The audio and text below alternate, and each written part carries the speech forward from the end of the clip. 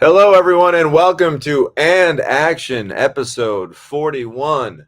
I'm Tommy DiNucci, and today we're going to be talking about a topic that I think affects a lot of people in the entertainment business, probably in every field and every job, no matter what you're doing. This is probably something that gets to us.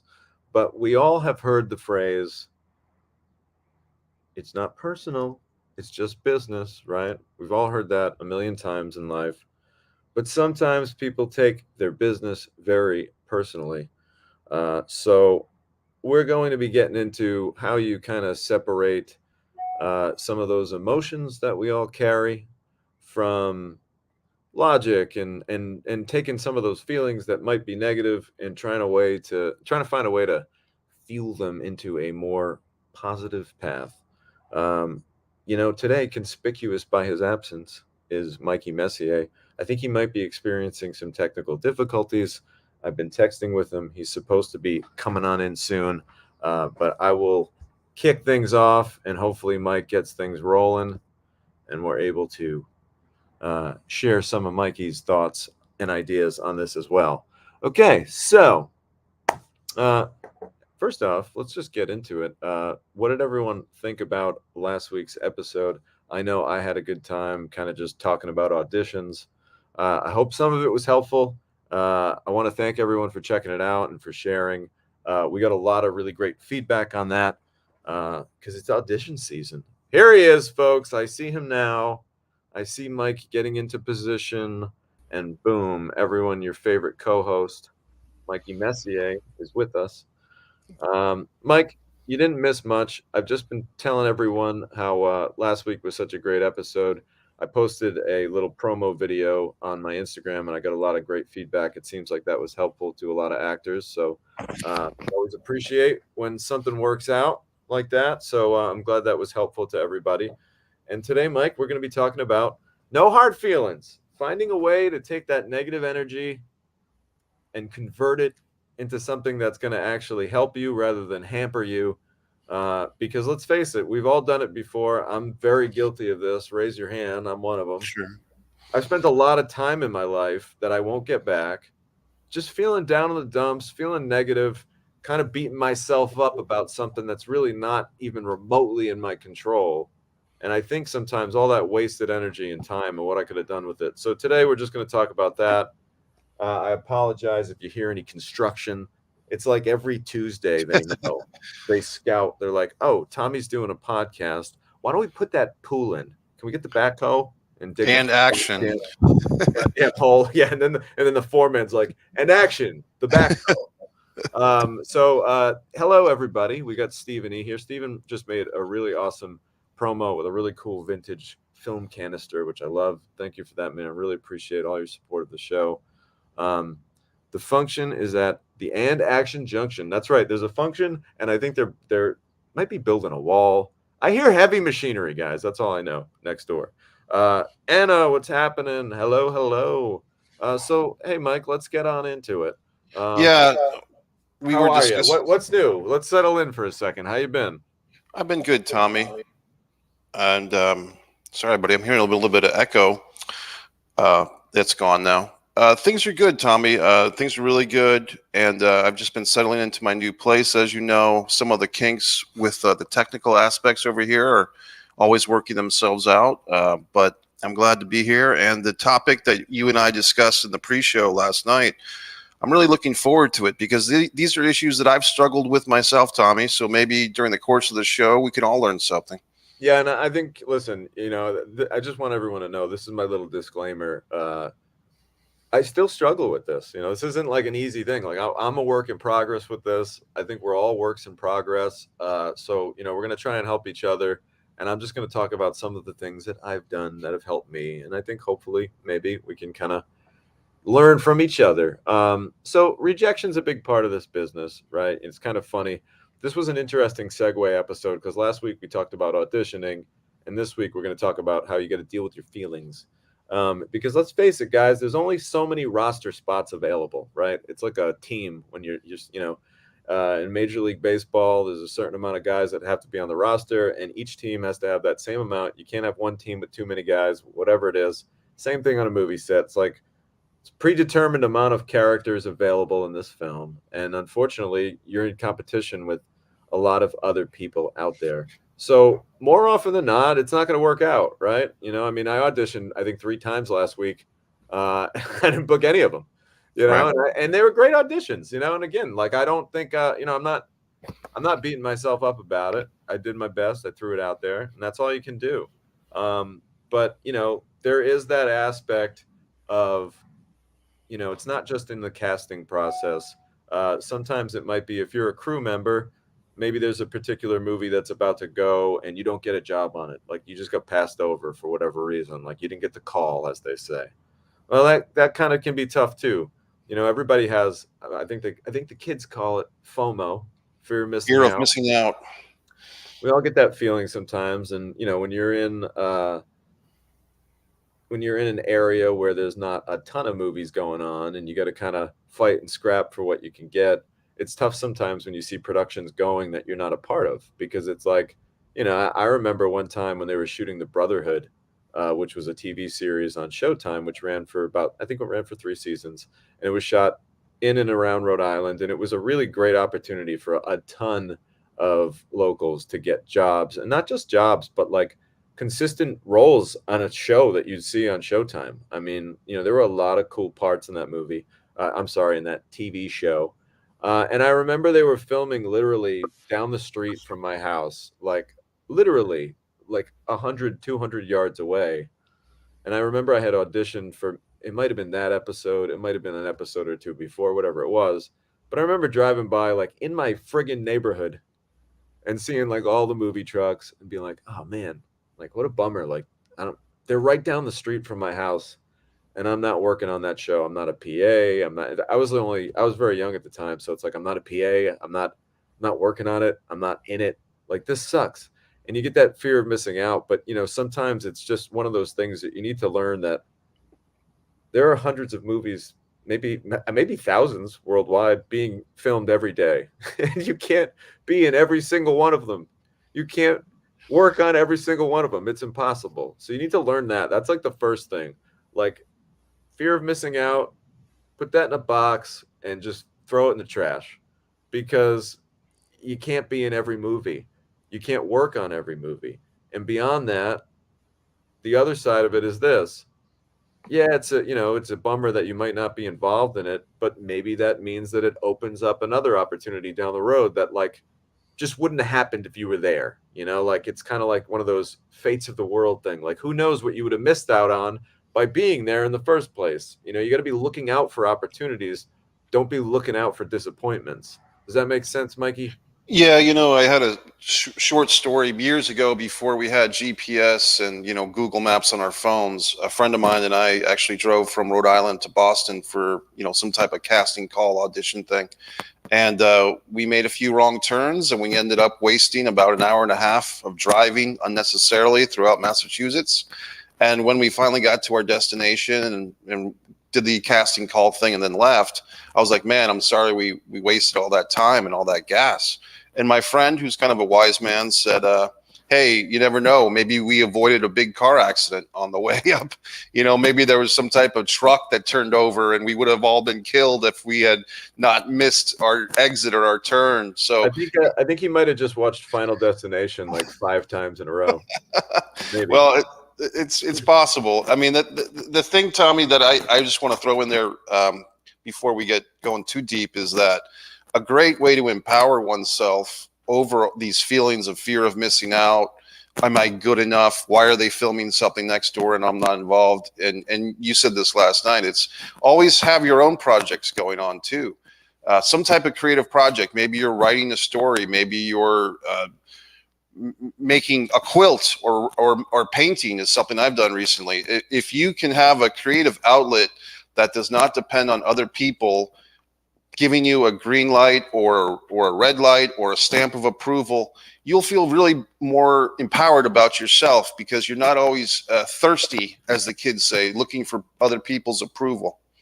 Well, that's a great point, Mike, and that's definitely kind of like the secret to any kind of success I've had with this kind of bout. When you're feeling bad about something, when you audition for that part and you don't get it, when the movie you think is going to happen doesn't end up going, whatever it may be.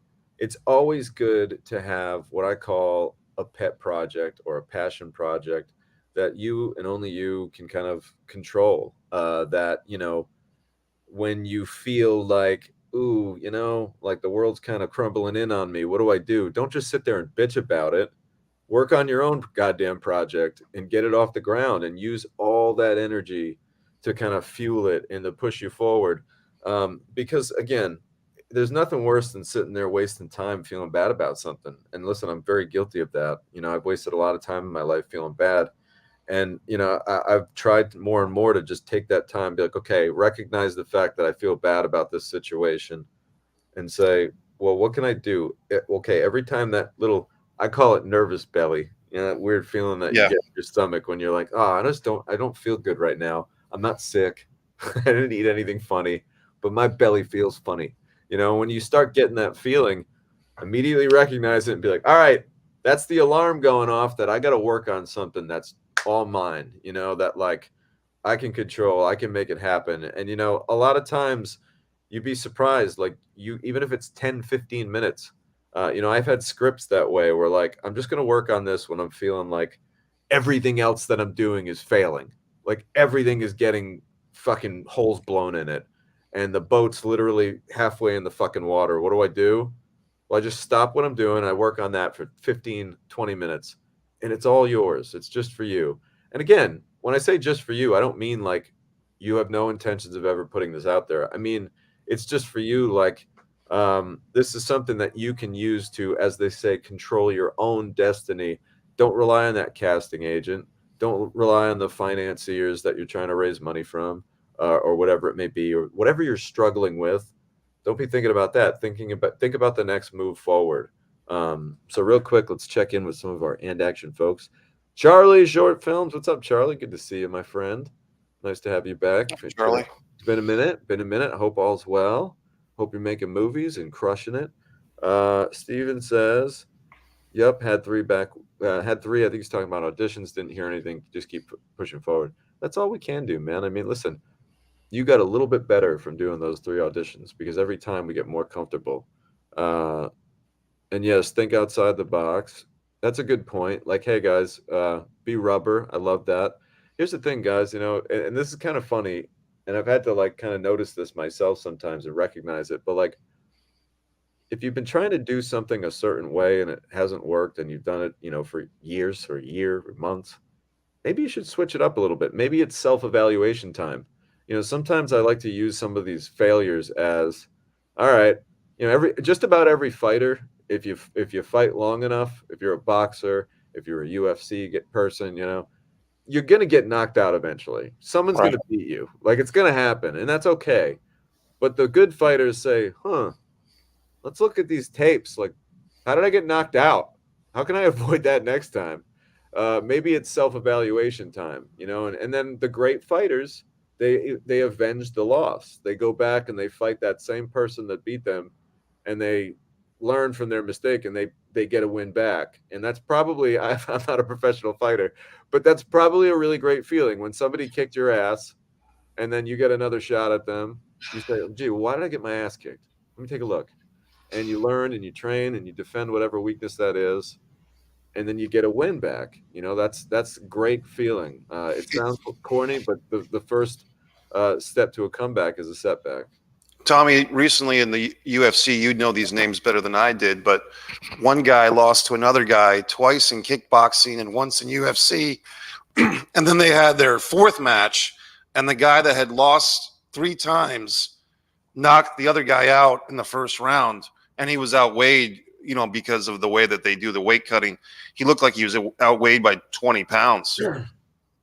Yeah, it's one of those things where that must have felt really good for that guy. Probably was a big sigh of relief. And now he might never want to fight that guy again. I would probably just retire now from The guy that he beat is moving up in weight for the time. Hey, let's shake hands and move on now. Yeah, see ya. Exactly, Mikey. The conversation this week with someone, I have a full-length feature written. Plus, that's awesome, man. That's using that energy. You have to kick yourself at such moments. You absolutely do. Sometimes we're a little soft sometimes these days, and it's okay to like be a little tough on yourself in when it comes to rebuilding. Don't just be tough on yourself for the sake of like, oh my God, I hate my life. No, be tough on yourself. Like, okay, where are the weaknesses? Let's recognize them. Let's improve them.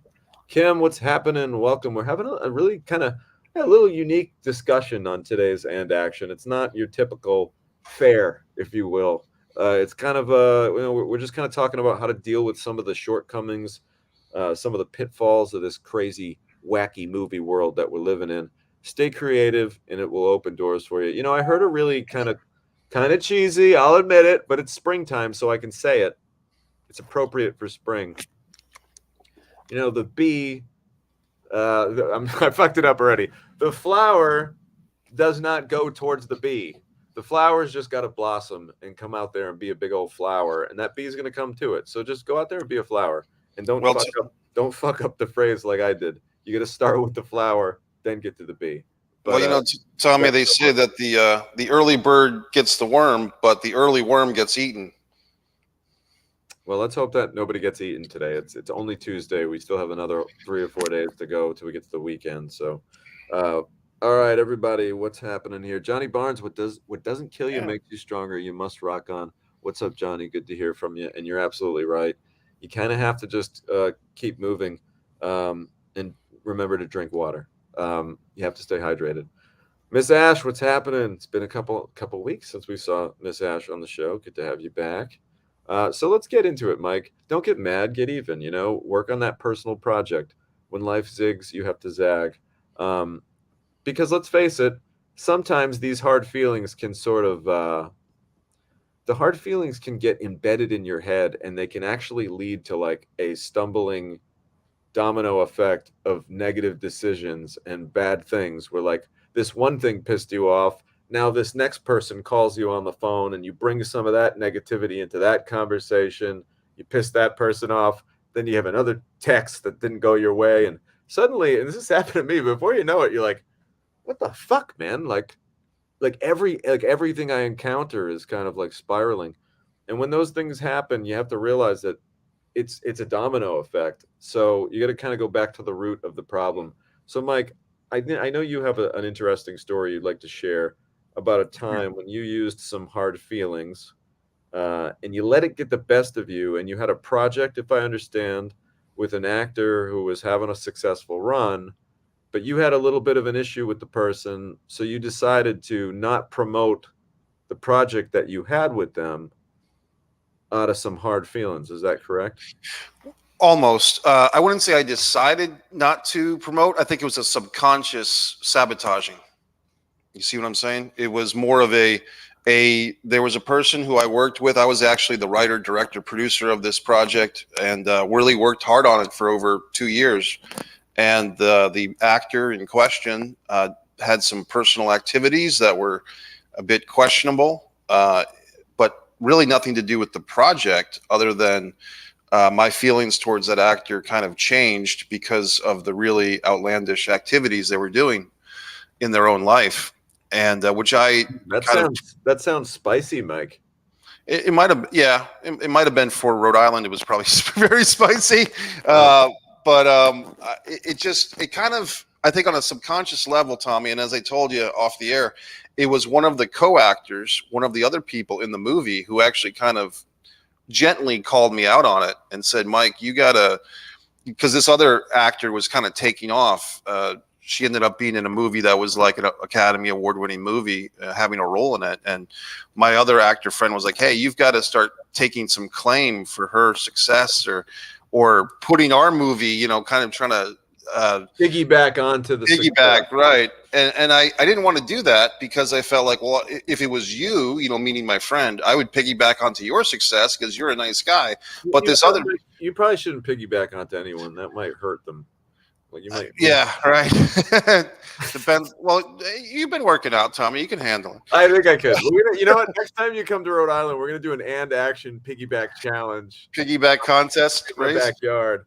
But the overall point, Tommy, is what my friend was kind of calling me out on it, and other people have said this to me as well, and I realize it, is that I oftentimes blur friendship and getting along with people and respecting people and as people as opposed to what can they do for me or my career or my projects. And there's no encyclopedia, there's no rule book that's going to tell you where to draw lines between personal behavior and friendships and business relationships. There's no book. You could read 1,000 Tony Robbins books or Napoleon Hill or whoever you want, but they're not going to be able to figure it out. You have to figure that out on your own. But in my case, Tommy, I probably have erred on the side of allowing personal feelings to dictate my actions. Thwart your promotional prowess with a particular project, or you got it across the board. Yeah, where that comes into play sometimes with me, and I, I've probably been a victim to this in the past, and I have learned. This is one that I got over this quick. As probably earlier in my career, there was a little bit more of when it came time to cast certain people, and when it came time to crew up, I probably was a little bit more concerned with casting and crewing up people that I was really friendly with, people that I might have liked for some reason. We all do this, right?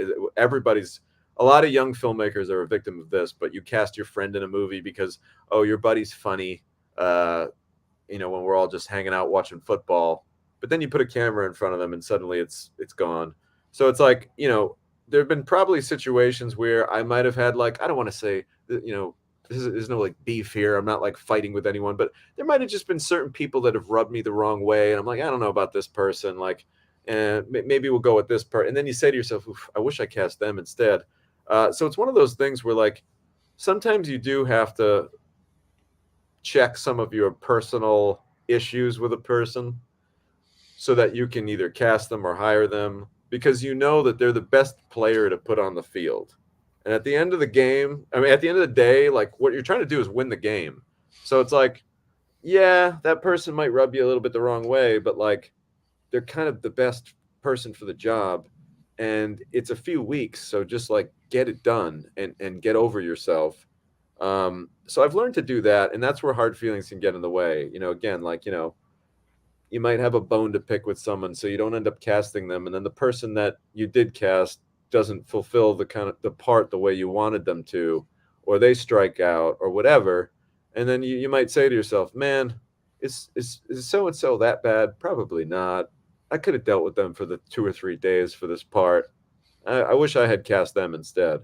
And then it's over, again, like we talk about this a lot on the show. And this is one of the things I love about film, because I think of myself as a little bit of a historian. I love history. I'm a history buff. I love, tracking the progress of humanity throughout time. And what's great about film is it encapsulates a time, or it's a period piece trying to capture a certain time, which is also kind of fun. So the interesting thing about that whole notion is, when you make a movie, a person might only be on set for 2 days, 1 day Right. even. But that part will live on forever now. Like, they're in the movie forever. So it's like, man, you couldn't get over your hard feelings for like 2 or 3 days with this person and deal with them so that they kick ass in your movie. Come on now. Tommy, I've got to tell a quick story. It's not even mine, but it's someone that I won't use their name, but this person made a movie, feature film, an hour and a half. She basically cast, and she was in Rhode Island at the time, but she cast all her friends from an acting class she once had in Los Angeles. And she actually flew these basically unknown actors from LA into Rhode Island to film this budget that was this movie that was coming out of her pocket and her family's pocket. None of these people, just to reiterate, were household names or had any type of Q level or anything, right? So they're just people from an acting class in LA that she liked. Okay. They made this movie. The movie had a lot of flaws in it, let's say, but she had a big premiere at a 500-seat venue. A lot of people came out out of curiosity. And I spoke to this lady after the movie a couple of days later, because I wanted to give her some feedback. And I said, hey, I didn't recognize any of the people in your movie. Where are they all from? And she said, oh, they're all my friends from LA. I flew them out here to be in my movie. And I said, wow, that must have been pretty expensive. And she said, yeah, it was. And I said, well, how many of those actors came out to Rhode Island for the premiere? The answer was none. So in this case, this lady took friendship to the point of she's flying for these unknown actors to come from Los Angeles halfway across the country or all the way across the country to Rhode Island to film a movie that she really can't afford to make. And then when the movie's over and she's actually premiering it, these same people that she looked out for and gave these roles to, none of them could be bothered or take the expense to come out for the premiere. Well, So unfortunately, Mike, the reality is those actors made themselves a bad deal because it's usually pretty standard if you're going to have a premiere that it's worked into your deal that you'll get accommodations to the premiere if you're a principal actor. You know, that's in a lot of deal memos that I've structured. So this was a much lower budget but ordeal. she sounds like she spent thousands if she flew a bunch of people. You know, if you Out of her, she had no producing team behind her, Tommy. She literally paid for this out of pocket. So my point is, it's not so much to sympathize with these actors, it's that they were unknown. They had no credibility bringing to the table for her movie. She's bending over backwards to accommodate her friends, and then none of them are seemingly returning the favor when this thing is actually finished. Flash forward several years, and now this same woman has a movie on the Lifetime channel. And she's working more with local people in New England. So the point is, you can also go the other way, where you bend over backwards, forwards, and sideways to accommodate your friends. But the reality is, are your friends going to bring any value to this project? Yeah, again, you know, not to deviate too far from the subject, but I think it's important to just, you know, I guess it's all included because, like, you know, don't use your feelings don't let feelings either way, positive or negative, cloud your decision when it comes to putting the right people in the right position for your movie. Whether it's a hardworking PA or a principal actor, you know, don't let the feelings get in the way. Go with the right person for the job. And you know, it's tough because sometimes there's politics involved, right, guys? And that's why, again, to play into the topic of the show, no hard feelings. You know, I know a lot of people that work crew in a lot of different like union kind of states, and sometimes in the smaller areas, it's tough because you know people kind of have pack mentality by nature, and people like to have cliques. People like to have groups and you know gangs and groups and different factions. And a lot of times when you have certain people that are working in a small area, again, it might not be your skill. You might not have gotten that job because the person's better than you. It's just because like, well, they're going to probably hire their friends or not necessarily even friends, just people that they work with a lot. So I think often when we don't get a job or we don't get a part, we think it's because of something we did. And you know, not to bring up this stupid cliche when someone dumps you, but it's like, it's not you, it's me, you know, and it really is a not you, it's me situation sometimes, you know. We've talked about this before on the show with casting, but it's like some filmmakers just have a mental drawing in their mind when they close their eyes. You got to understand the filmmaker's been, especially if they're a writer director, they've been thinking about this character for sometimes years. Right. So if they have it hell bent in their mind that that person's 6'3" and blonde with blue eyes, they're going to be looking for a big guy with blue eyes and blonde hair. So if a guy like me walks into the room with my 5'11" with a pair of boots on, dark hair, I could have given the greatest audition on the planet, and that director just might be like, "That was great, thank you," and that's it. And you don't get the part, and it's like, "Oh man, I was so good. What do I do? How's this ever going to work out for me?" It's like, well, no, it's just because that guy's been working on this script for 3 years, and he wrote that part based on probably somebody that he might even already know subconsciously, and it's like, no, they got to look like a Viking or whatever. You know what I mean? Right. On the So positive side of that hypothetical scenario, Tommy, at least you got your face in front of that director. And maybe 5 years from now, 2 years from now, they might have something say, hey, didn't that 5'11" guy with the black hair come in? And he'd be really good for this. Let's see if he's available. So it's always good to be seen in front of people, if nothing else.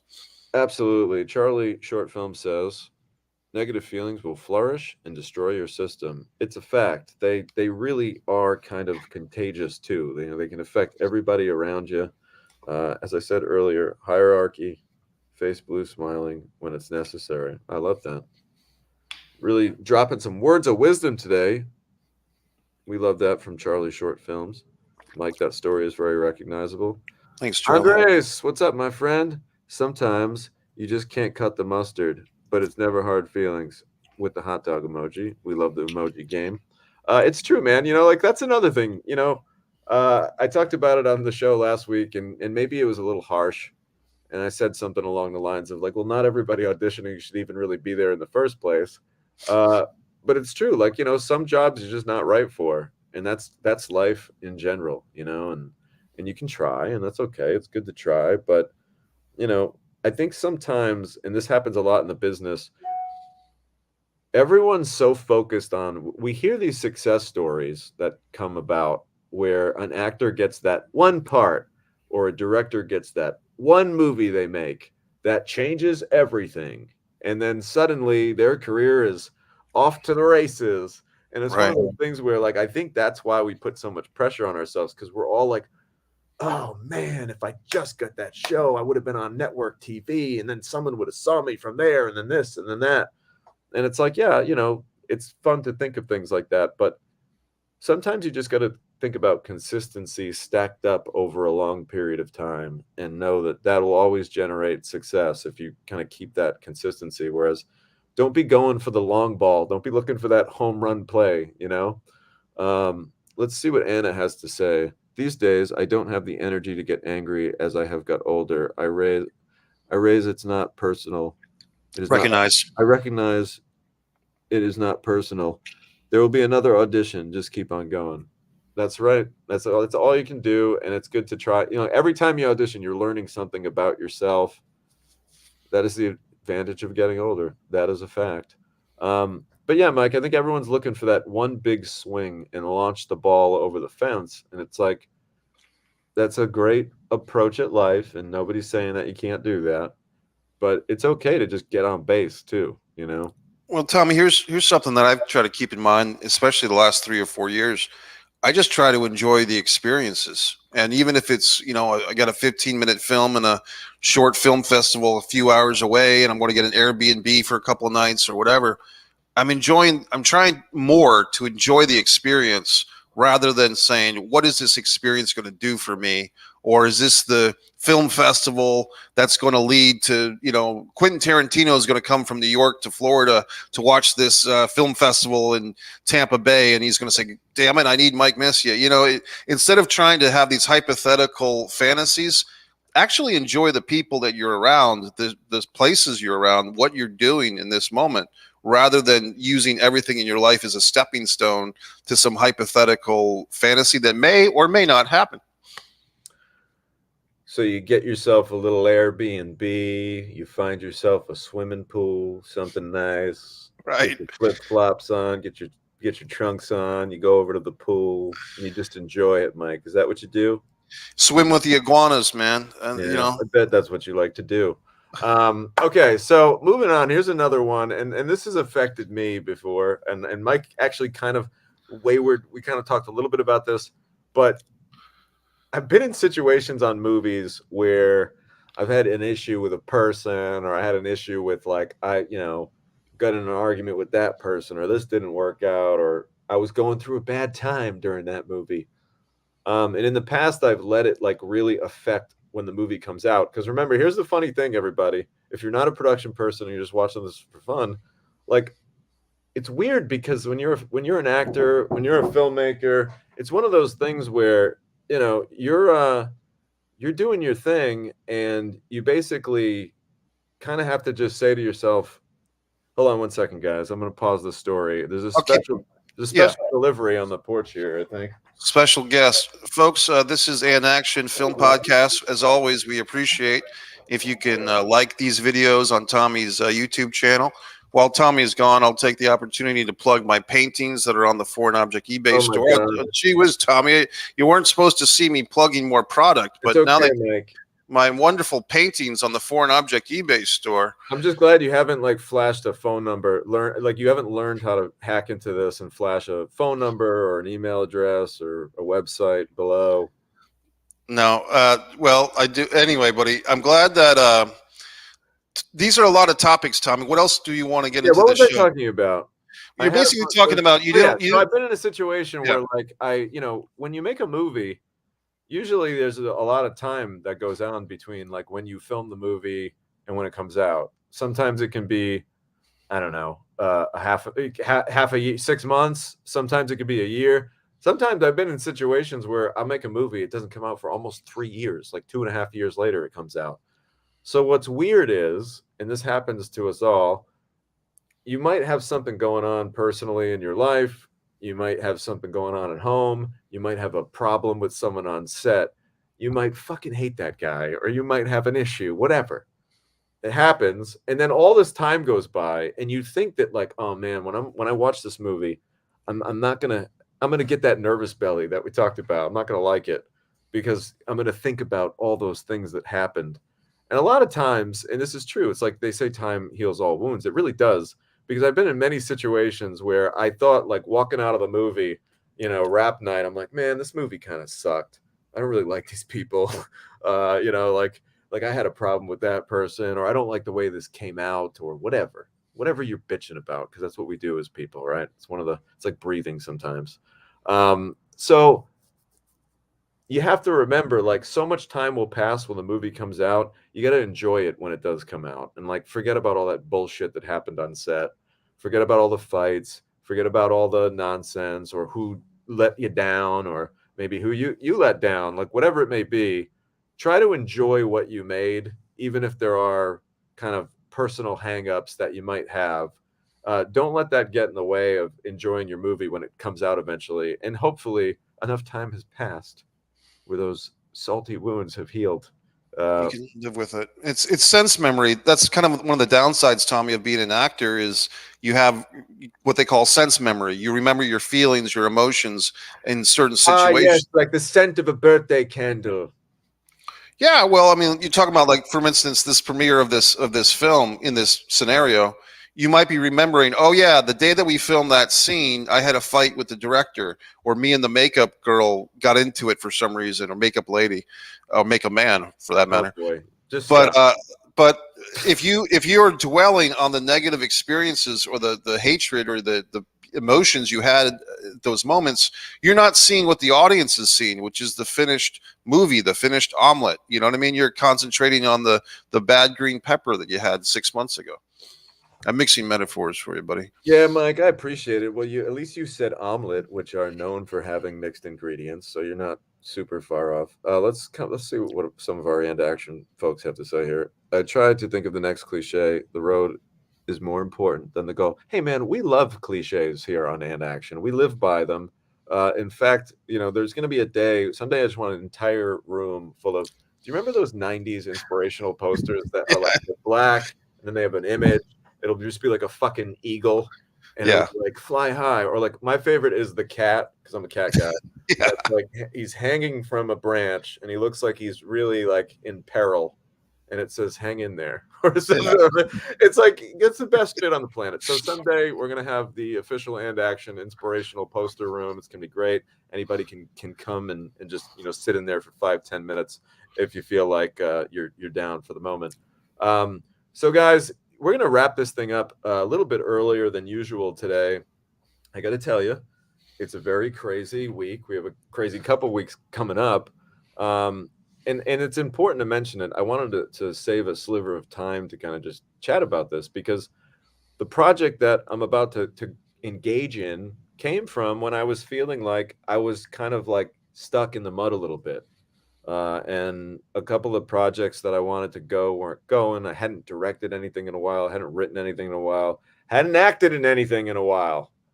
And myself and Glenn Ciano, who actually just knocked on the door a minute ago. He's the guy I just let in. He's sitting on the couch over there, not to break the fourth wall. Sure. But we were kind of in the same boat. We're like, man, we want to do something. We've got all these ideas. What are we going to do? Let's just work on something that we can just make ourselves, just because we want to get out there. There's so many different avenues. And we were talking about so many different ways people are watching content now, everything from web streaming to, web series and different platforms. So we really felt as though if we kind of just combined our heads and joined forces on a project, we could make something that was kind of cool and do it really down and dirty. We were talking about at first literally shooting it on cell phones, just like fuck it, we're gonna get our phones. I got a house with a decent amount of square footage. We're gonna just like make my house look like 8 different locations and just hack this thing together. And we came up with a concept for a television show called The Florist, which is basically a father and son story about an unlikely pairing of hitmen. And that's about all I want to say about it for now. But it's dark and it's comedic, and it's a fun show, and I'm excited about it. So basically, Here's there, Glenn. there he Bringing the is. fourth wall to you. Whoa, there's so much beard on this frame right now. Look at all the beard. Bearded men. Our beards almost interlocked like an avatar, and Yes. it's a good thing that didn't happen because we would have flown through the fucking roof. But anyway, Glenn and I got together and we put this project together, and we said, we're just gonna make it no matter what. And it's kind of funny because it was literally 1 year ago. It was last April when we kind of just said like, fuck it, let's just do something. And it's taken some time, and there's been some time. No, don't get me wrong. We haven't been working on it for a year straight. We probably put the thing down for months at a time, several months at a time. But we'd occasionally pick it back up and breathe some life back into it again when we're feeling like, we want to do something with ourselves. Like, what we do? Let's dust off that florist thing. So, long story short, it developed, and it became more than just a couple of guys on their cell phones running around my kitchen. It became something where we really worked on the script and we processed it and we kind of refined it, and we got it to the point where people actually thought it was kind of cool too, other people. And then the kind of, the little light bulb went off. And I was like, There you go. you know what we should do? Yeah. We should try and like raise some money for this and like actually make this like with, legitimate cameras and a crew. Sure. And it was one of those things where, before you know it, we strung together a couple bucks here and there, and we got the support of some really terrific people that, are eventually we're gonna come out and, I'm gonna do a whole episode on The Florist. My plan is this. That's why I'm gonna, save some of this for our Florist episode. But the plan is we're going and shooting it next week. So we kind of like raised some money. We got a budget together. And now we're going to be filming this thing for 3 concentrated days, Sunday, Monday, Tuesday, the 23rd, 24th, 25th. And we're going to blast it out in 3 days. We've got a really great crew. We're really excited about everybody that we're working with. We've got an awesome cast, a lot of the familiar faces and people that we talk about on the show a lot. Again, I'm going to save all that for when we come back. So I will apologize. We're not going to be here next week. Next week's going to be, we're going to be filming The Florist. But we will return on May 2nd. We'll be back talking about The Florist. And we're just going to do a deep dive, and it's going to be kind of fun to tell y'all how we kind of just willed this into existence. And it took a year, and we're not out of the woods yet. There's still a lot of work to be done. But we're going to be wrapping up this show real soon. Glenn and I are going to be going through my house. And by the way, we're shooting it at my house. Of course, yes. Which is always fun. It's a home game. So we're going to go through the house. We've got our production designer, Gianna, coming by. We've got one of our associate producers, Alec, coming by. And of course, we have Fred Sullivan coming by. Uncle Freddie. Playing my dad in this show. Me and him that's are cool. father and son. So Nice. it's kind of funny. I've directed Fred in a million things. We've never acted together. So it's going to be kind of interesting. We've had a few rehearsals. It's almost like really acting with my dad, because he is kind of in a way like he was my first acting coach. It's a weird thing. So it's kind of been fun. So we're gonna get rolling on that, but I'm excited to talk about it on May 2nd, and I appreciate everybody for all the well wishes here. Charlie says thanks again, Tommy and Mike. Break a leg on The Florist. We appreciate Thanks. that. Steven says yes, Stephen, that was the behind the scenes I posted yesterday. All that stuff in the flower shop. Anna says, good. This is from earlier. Good casting agents will give constructive feedback. Absolutely. I had a casting agent that told me that I shake my head like I'm she said something very inappropriate. I'm Oh, not wow. but she said something very mean. She swore at me. Oh, gee whiz. Yeah. She didn't need to do that. But it's good to let people know. Don't be afraid to let people know why they didn't get something. I think that, it's almost like I watch a lot of murder shows, I'm a big murder show guy. And what do they all want on the murder show? They want the closure, Mike. So sometimes if you can tell someone, hey, listen, I don't think you've got that part because you were shaking your head around too much. Like, you got to learn to like focus that. That's helpful. That's not a bad thing. Just, be gentle about it. People have feelings. Hey, Tommy, in the week that we're off, we can redirect our viewership to the Incubus episode if they want to hear more about Glenn Ciano and your history. Yes. That was the horror film that I believe Glenn directed, and you that was one of your first big breaks as far as an actor. And that has... I'm trying to see what number episode that was. It was maybe, I'm guessing 7. I'm going to guess 7, but I could be wrong. Wow, Mike! I just pulled it up in our notes. It is episode 7. Guys, you take a look at Mike and be deceived. He's got wrestling T-shirts and all this stuff. He has a photographic memory that's like nothing I've ever seen. It's pretty incredible, his recall ability. I'm amazed that he pulled out episode 7. Just lucky number 7. Just wanted to give you your flowers for that. Thanks, brother. Buddy. It does impress the shit out of me. You're like some kind of a savant. You're like the Rain Man of filmmaking, podcasting. And also, definitely episode 7. I would feel remiss if we didn't mention that Glenn has raised a young lady daughter who is an actress, and she was the star. Lady daughter. She was the star of actor. Yes, that's right. She was the star of Mr. Birthday, which I believe was 2 episodes ago, and she did a great job. And Ciano talk on this show before. Well, we're trying to put them over here, so I just wanted to. If people are wondering, what do we do for 2 weeks when we don't have an action new episode? I know that's going to be the first thing going through everyone's mind. Cross-referencing past episodes, Incubus and Mr. Birthday. Anybody who wants to go and check out the back episodes, they usually, you might learn something. They're not necessarily time sensitive. You can kind of watch them at any time. And also, the last thing I'm going to say today before we call it quits is thank you for all the shares. Thanks for all the likes. Thanks for everyone subscribing. I'm really close to 500,000 views on my YouTube. So let's keep that shit rolling. And everybody, if you really listen, you want to do me a big favor this week. If anybody wants to do me a massive favor, just take the link to either my YouTube channel or this podcast, drop it down on your Facebook, put it in your Instagram, get it out there, because that's the number one way to kind of get people aware of this show. I mean, it's one thing for me and Mike to be squawking about how terrific we are, but if you guys say it, it actually means something.